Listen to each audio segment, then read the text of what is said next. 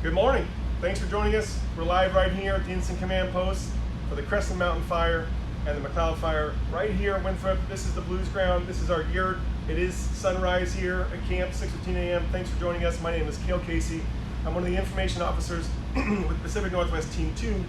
We're the team that's transitioning with Doug Turman's Rocky Mountain team. We want to thank Doug and his team, his excellent information staff, his excellent operations staff, and all the folks on his team who have been delivering you the services that we will continue to provide.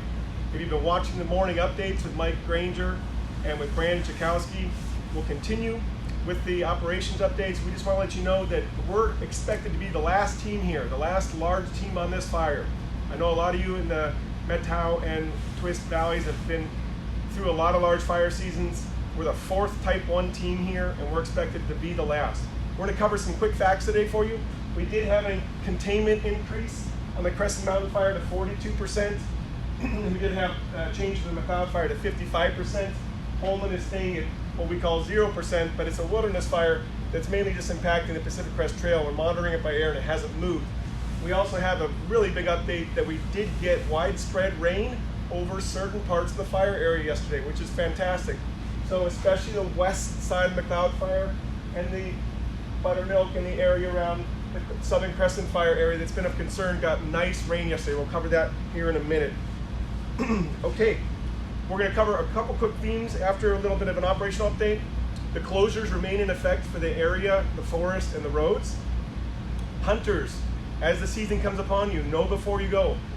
And we'll talk about the transition to happen. We want you to post your questions. We want to know what you have left lingering from the fire season. We obviously have a full suppression effort going. We still have 700 firefighters here. We have folks working on all the divisions that Mike and Brandon have been talking about with you for days now. That doesn't change because a new team comes in.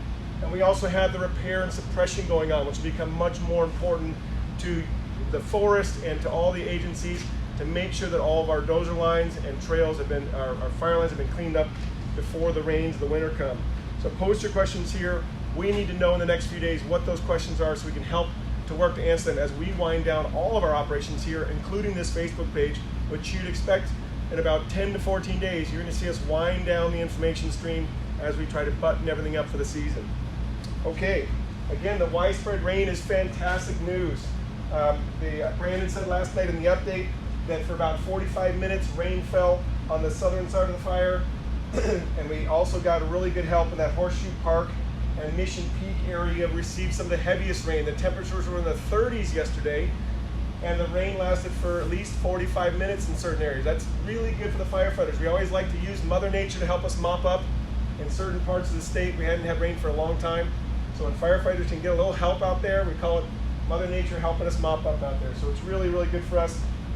We still have the crews working in the Twist River corridor, those 6 engines. And we also have the Buttermilk area, the crews, the 5 crews and 7 engines working to check everything up to our burn operation. And again, like you've been hearing from Mike and Brandon, everything's looking really good. Moving over to the McLeod Fire, again, that critical area in the Sunshine area, that did receive rain. So the western half of the fire got rain. Looks like the clouds tracked right over that area, which is great, the Sunshine Creek area. And then we still have the 4 crews working in the Yellow Jacket Creek area, checking some of these lines, making sure the mop-up's going well. The white face fire scar has been really holding that fire well. There are still some heavies up there in the upper part of the fire scar that are sheltered from the rain, that have a little bit of heat. And Brandon and Mike have talked to you about those, and that will just be lingering until we get season-ending snow. In the Sweetgrass area, we continue the mop-up and patrol. In the 8-mile corridor where there's a road closure, there's been a whole lot of removing the trees that were taken down in this area for the suppression effort. So those have been being trucked down to a decking area at the 8 Mile Ranch, and then those will be dealt with by the Forest Service. The Holman area, again, it's the fire that's off the map. It's the little one, but it's on the Pacific Crest Trail, and we know that this is such a special area for hikers and recreationalists that any trail closure is a big deal, especially the Pacific Crest. So we'll keep reporting on the Holman, but it's essentially, it stayed in place and it's not moving everywhere. The transition went really smooth yesterday. It's something we trained for, the Northern Rockies team. They're friends of ours. I went to class with Brandon, one of the ops guys he's been visiting with on the camera. And so these are colleagues and friends of ours. We do this all summer long. We like to make our transitions for our firefighters as smooth as possible. So again, just for everybody who's watching, who's been joining the Facebook page, thank you so much. Post your questions here.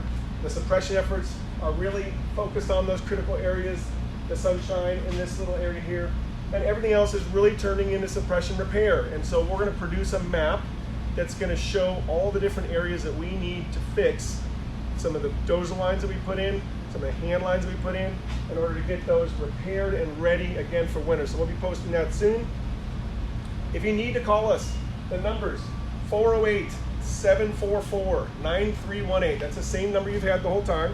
We also have the Gmail, the Gilbert Fire Info 2018 at Gmail. We also will post this video to the Insuit page. And we want to make sure that you're getting the word out to your friends and neighbors that if you have any lingering questions, please give us a call, send us an email, post your question here.